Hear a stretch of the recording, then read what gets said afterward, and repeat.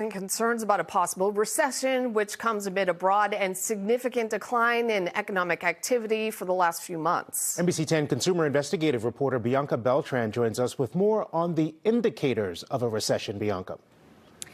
Well, Glenn, JC, there are a number of factors, but one thing to note is that in the United States, a panel of experts, the nonprofit National Bureau of Economic Research, based in Cambridge, Massachusetts, officially declares a recession, and that process can take months as researchers gather the data needed to make that call. Meanwhile, here are some of the factors that economists and market watchers look to gauge the health of the economy. They include, one, consumer behavior.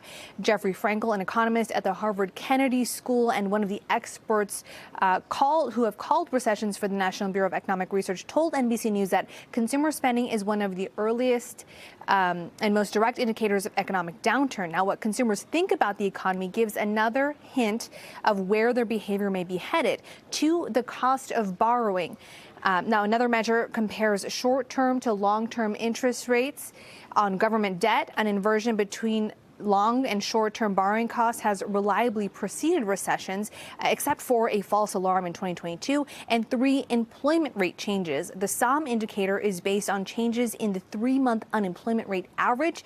Now, Chief Investment Officer at RWA, JP Power, says some clients are nervous watching all of this stock market turmoil, but he advises against sudden drastic changes.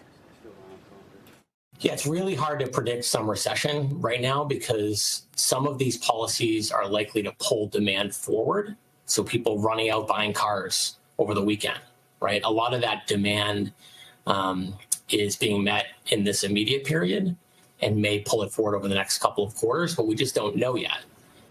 Now, when it comes to investments, he also suggests having enough of a conservative portfolio to help get through difficult times. But again, those factors, they include labor market, consumer confidence, investor confidence. These are just some of the factors that contribute into signs of a recession.